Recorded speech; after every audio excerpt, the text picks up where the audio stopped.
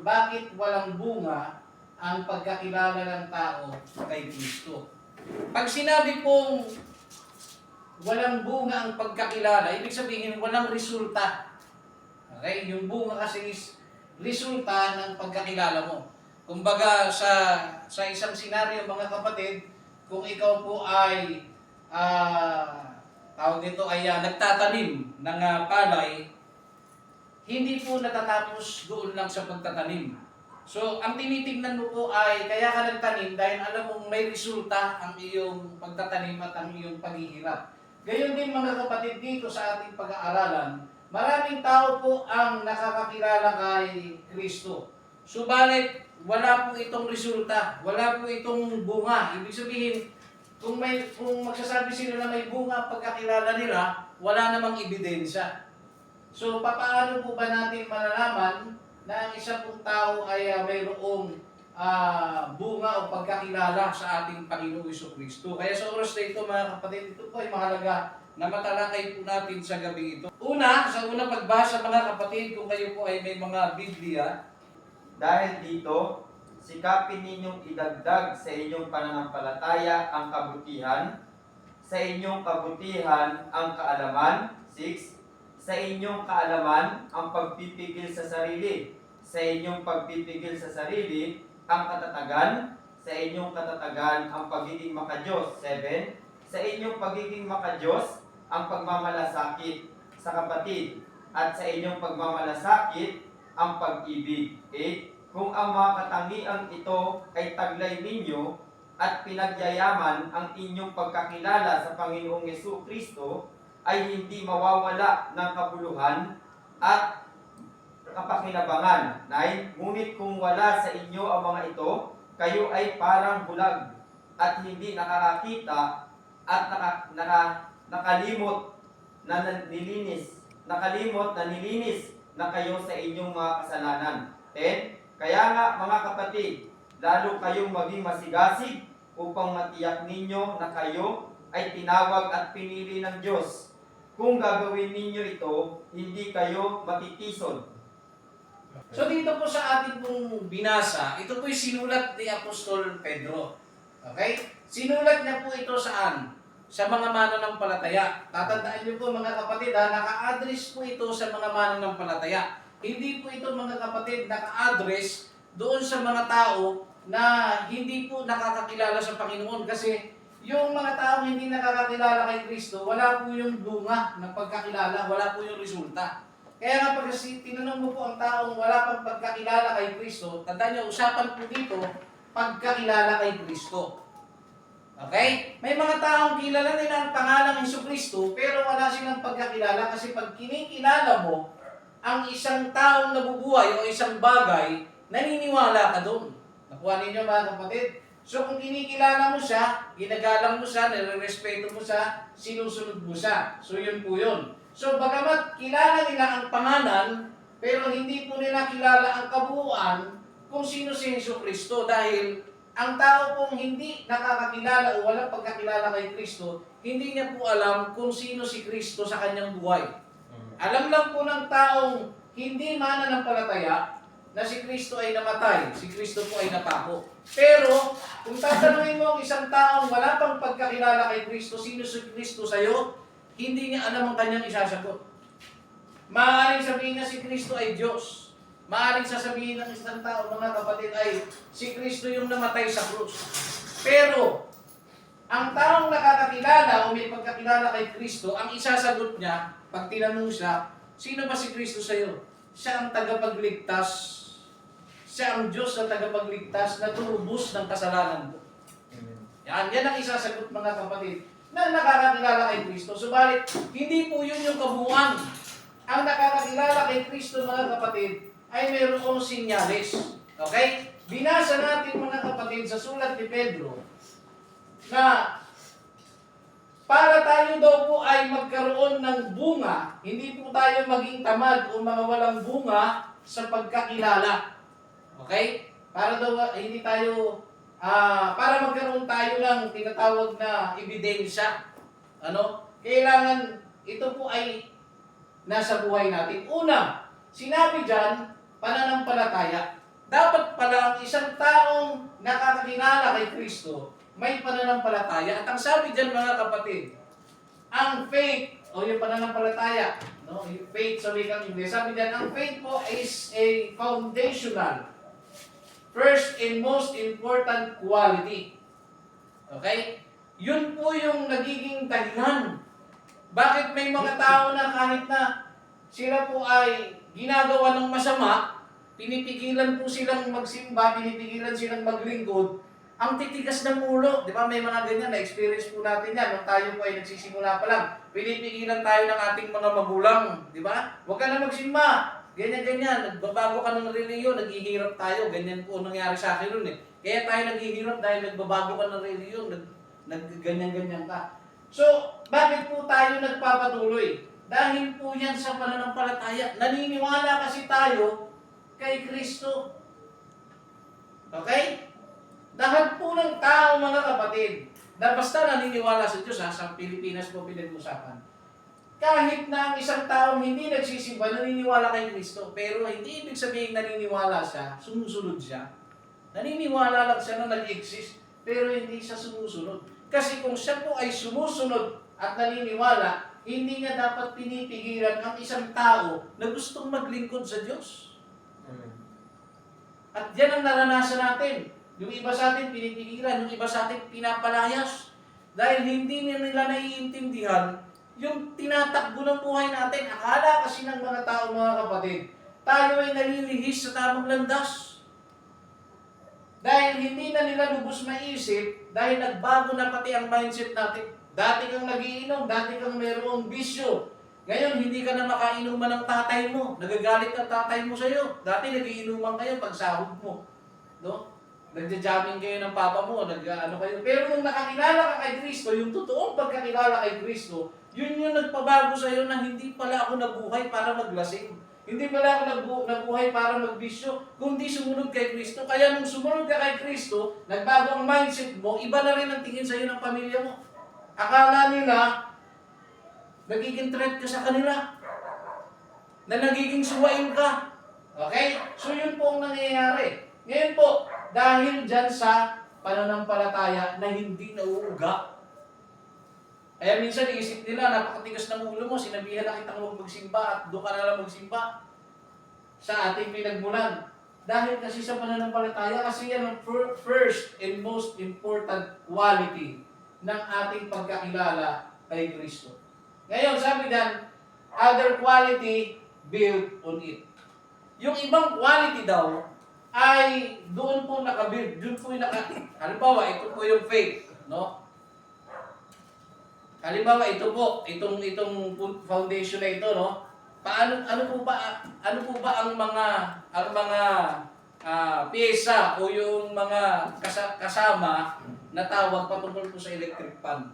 Ang electric fan po ay hindi po tinawag na electric fan dahil lang sa hélices niya. Tinawag siyang electric fan kasi buod na mayroon siyang katawan, mayroon siyang hélice, mayroon siyang makina, mayroon siyang takip, kaya siya electric fan. Ganyan din mga kapatid ang pananampalataya. Ang pananampalataya na wala itong mga na binanggit, no, ay hindi po sapat para sabihin mong kilala mo si Kristo.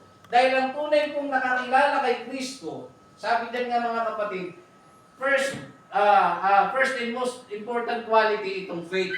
Pero hindi po basta dyan natatapos, kailangan po ng faith na mayroong patunay. Kailangan niya po ang kagalingan, kaalaman, pagpipigil sa sarili, pagtitiis, kabanalan, mabuting kalooban sa kapatid, pag-ibig. Okay? Ang sabi, kung ikaw po ay may pananampalataya na, okay? Pag sinabing pananampalataya, paniniwala, matinding paniniwala po kay Kristo. Sabi dyan, idagdag mo sa pananampalataya mo ang kagalingan. Ano po ba sa mababaw na translation ng kagalingan, mga kapatid? Ang kabutihan. Okay. Ang kabutihan, mga kapatid. Idagdag mo na. So, ang kagalingan, mga kapatid, ang isang translation ay kabutihan. Tandaan niyo po yan. Ngayon, kapag ang isang tao nagsabi, nananampalataya sa kay Kristo, ngunit wala po siyang kabutihan sa kanyang puso, sa kanyang buhay, hindi po siya tunay na nananampalataya kay Kristo. Dahil si Kristo po ay nagtuturo na maging mabuti ka sa iyong kapwa. Amen. Kaya sasabihin mo na, ay, ako'y malapit ako sa Panginoon. Pero ang dami mong kaaway, wala kang kabutihan sa loob ng iyong puso.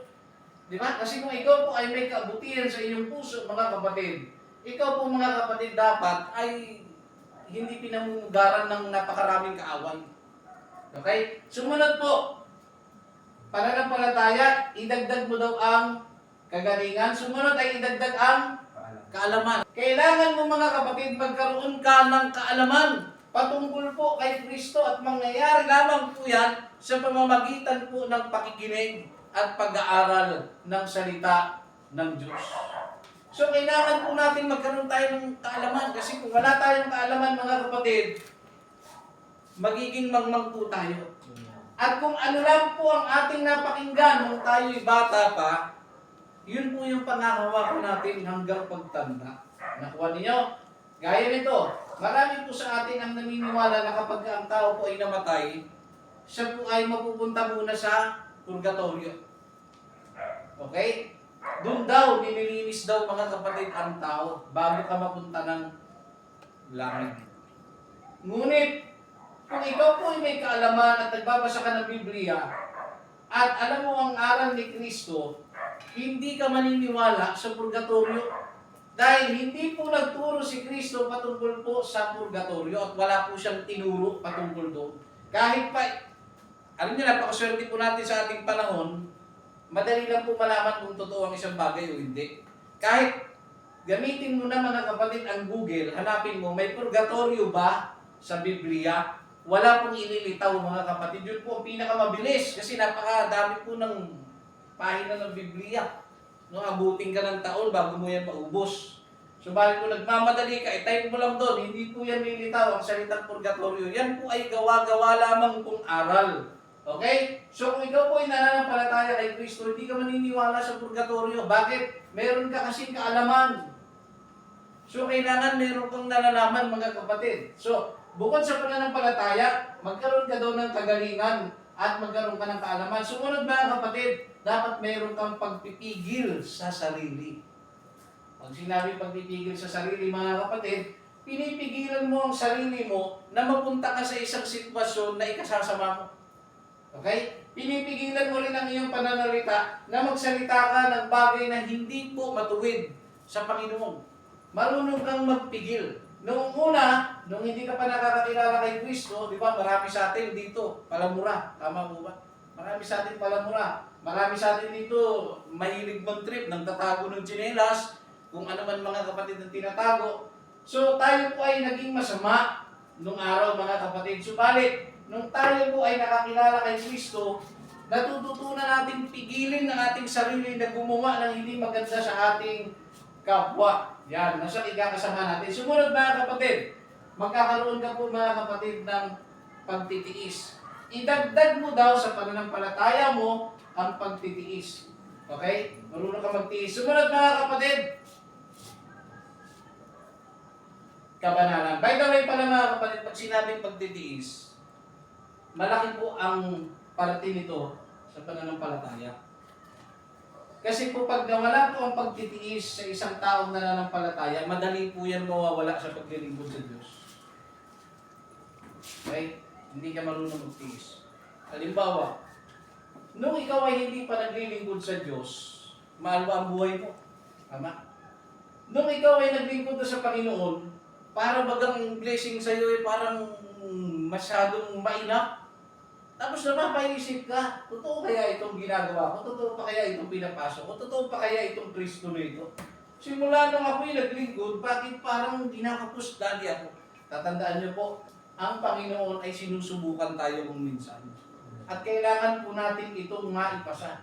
Ngayon po, kung hindi mo magawang magtiis sa pagsubok na ibinibigay sa iyo ng Panginoon, dadating ang panahon, ang pananampalataya mo kay Kristo ay mawawala. At marami na po tayong nakita ng mga tao, maging ang mga kapatiran, pagdating po sa pagtitiis, hindi po nila napagtagumpayan, lahat po sila ay tumalikod sa ating Panginoon. Hindi nakapagtiis. No? Hindi po lahat ng trabaho na akala po natin na malaki ang sweldo ay galing sa Diyos. Tatandaan niyo po, malalaman mo lamang na ang isang trabaho ay galing sa Panginoon kung ang trabaho na yon ay nagtutulak sa iyo na lalo mong kilalanin ang Panginoong Hesus sa iyong buhay. Kasi kung ang trabaho, mga kapatid, ay namomotivate ka na kumita dahil gusto mong magkapera, parang pera na lang ang iyong inatupag sa buhay, mga kapatid. Hindi mo, yan po ay napapakita na hindi mo nakikilala si Kristo sa iyong buhay. Kasi kung meron tayong pagkakilala kay Kristo, magtitiwala po tayo, magtitiis po tayo.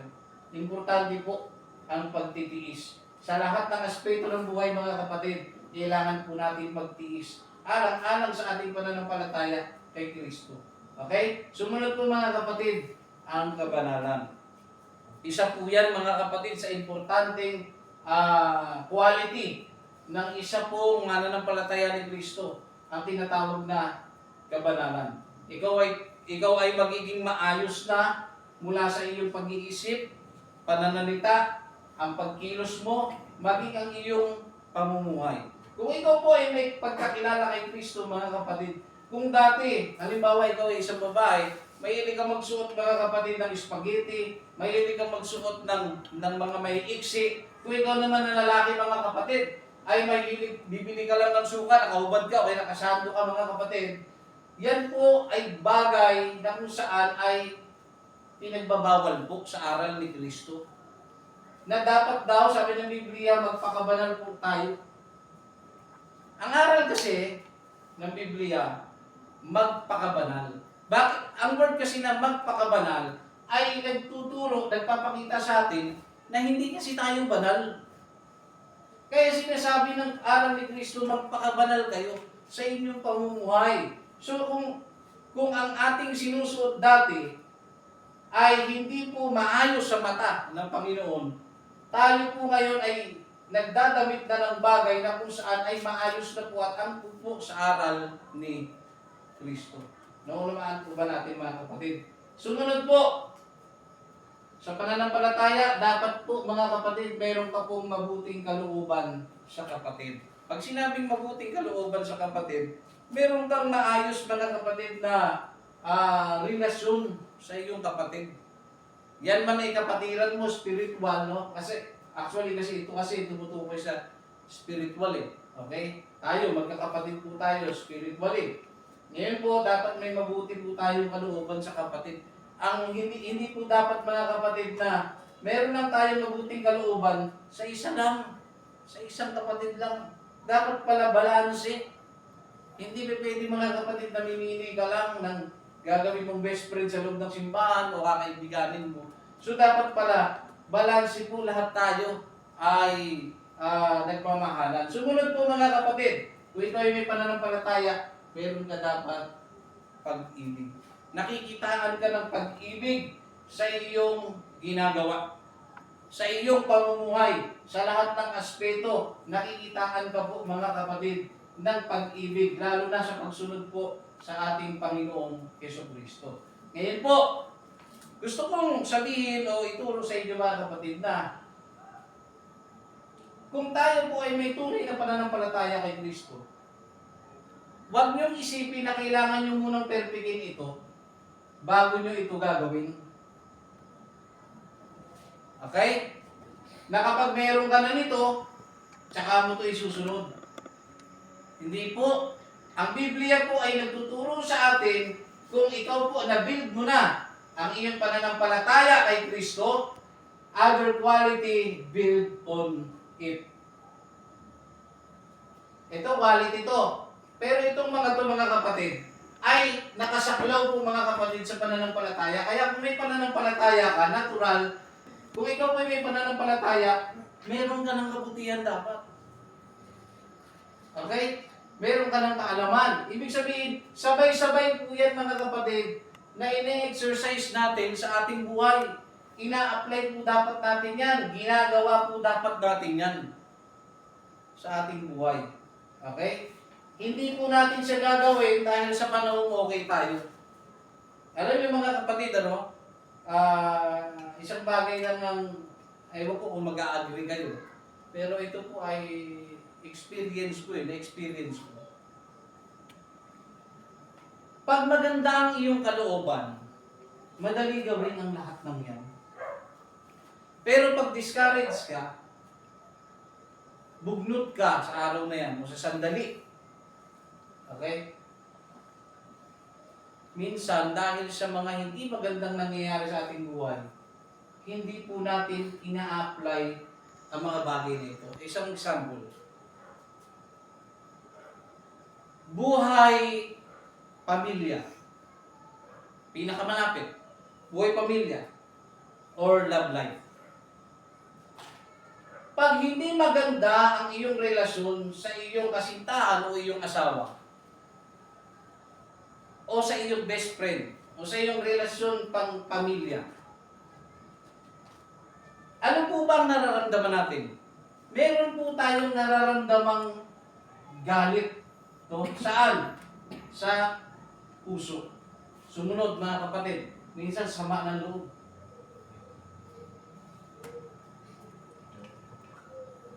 Yung tipong kahit, tingnan nyo ha, alam mo yung dapat mong gawin.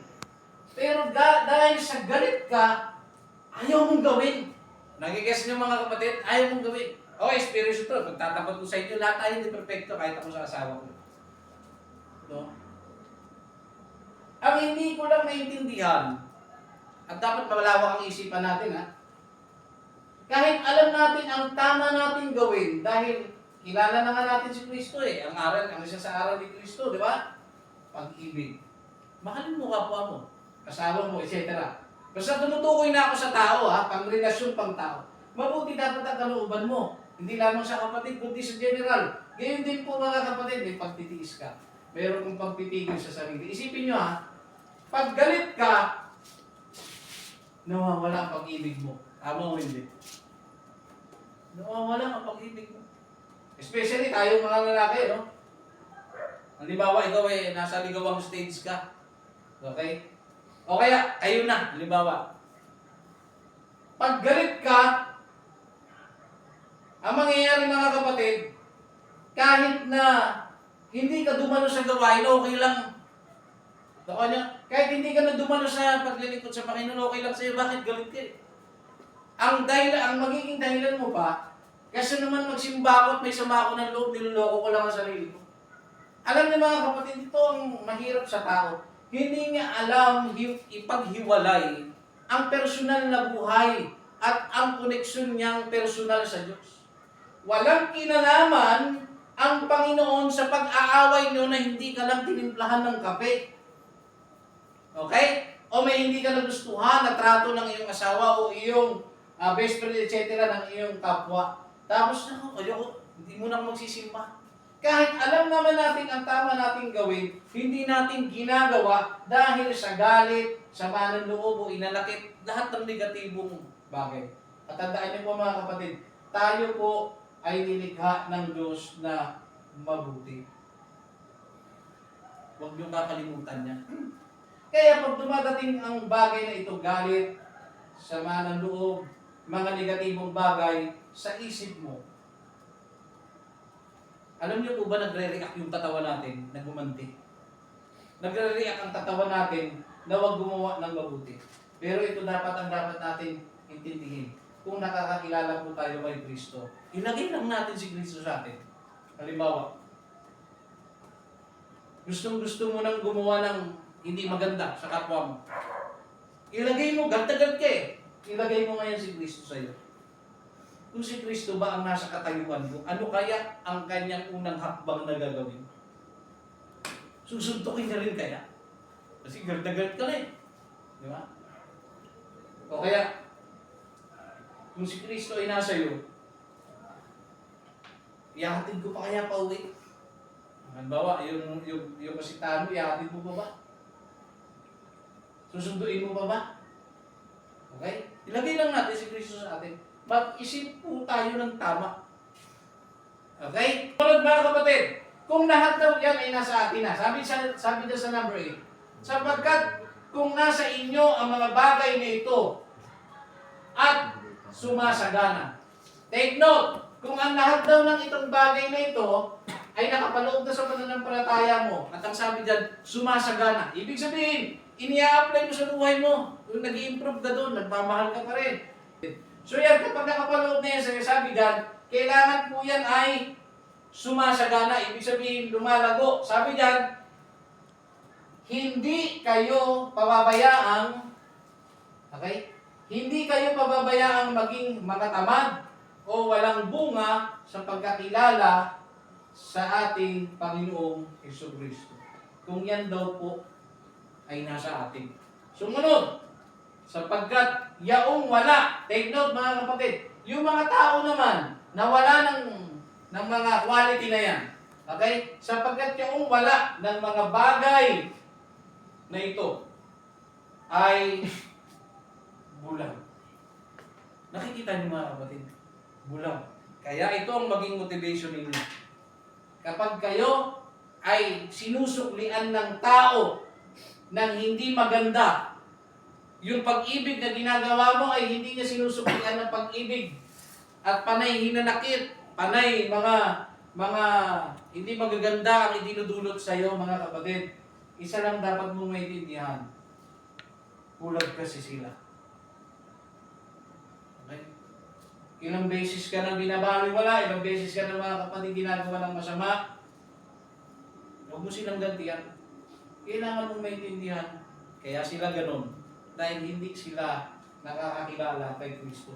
Mga bulag sila sa aral ni Kristo. Sumunod, na ang nakikita lamang ay ang nasa malapit. Ibig sabihin yung present lang. Nakuha nyo?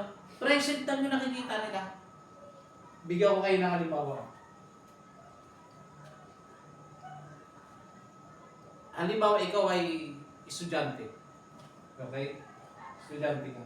Ang katwiran lagi ng mga estudyante, hindi ako makapaglingkod sa Panginoon kasi nag-aaral pa ako. Antayin ko muna makatapos ako. Alam niyo mga kapatid, pwede kang maglingkod sa Diyos nang sabay mong ginagawa yan. Hindi naman abala ang Diyos eh. Okay? Hindi po abala ang Panginoon. Ngayon, kung ikaw po ay estudyante na kung saan inuuna mo ang pag-aaral palagi, hindi ko sinasabing masama ang pag-aaral. Pero kung to the point na ang pag-aaral mo ay para ng Diyos mo, na mas gusto mo pa siyang gawin kasi sa paglingkuran ng Panginoon, ba, may problema ka mga kapatid. Ang tawag dyan, sila po yung mga tao na, nasaan yun? Ang nakikita lamang ay ang nasa malapit. Nagpo-focus sila, nagpapakadalubhasa sila sa present lang. Hindi nila nakikita na may Diyos silang haharapin pagkatapos ng buhay. Nakuha ninyo, mga kapatid? Naiintindihan po ba natin? Amen. Ganun po. Gaya rin po ng trabaho. Pag puro tayong trabaho, nakakalimutan na natin magbigay ng panahon sa ating Panginoon, mga kapatid. Tapos dumadating tayo sa punto na gusto mo kasing umasenso, wala nang problema dun eh. Kaya nga ang problema mga kapatid, pag sumusobra tayo na nakakalimot na tayo sa Diyos. No? Tandaan niyo po ito mga kapatid. Tayo po ay nasa sitwasyon na ang tinitignan lang po natin yung malapit. Yung ngayon lang. Gusto mo magkabahay, kaya ka trabaho ng trabaho, wala ka ng panahon sa Diyos. Basta puro na lang pera ang iniintindi natin mga kapatid. Ang tinitignan lang po ng ganong klaseng tao, yung nasa malapit, yung present lang. Pero tatandaan niyo mga kapatid ha, pagwas na namatay ka, kakatrabaho mo. Okay? Magkakaproblema ka. Oh, totoo po yan mga kapatid. Ang trabaho, nandiyan para mabuhay ka. Pero tatandaan niyo po, ang trabaho din ang pwedeng pumatay sa iyo. Amen. Totoo yan mga kapatid. Kaya, wag po natin masyadong i-focus ang ating mga buhay doon sa malapit lang yung ngayon lang. Hindi alam yun, nag-i-invest tayo ng mga bagay sa mga bagay na panandalian lang. Gigisin nyo? Number 10.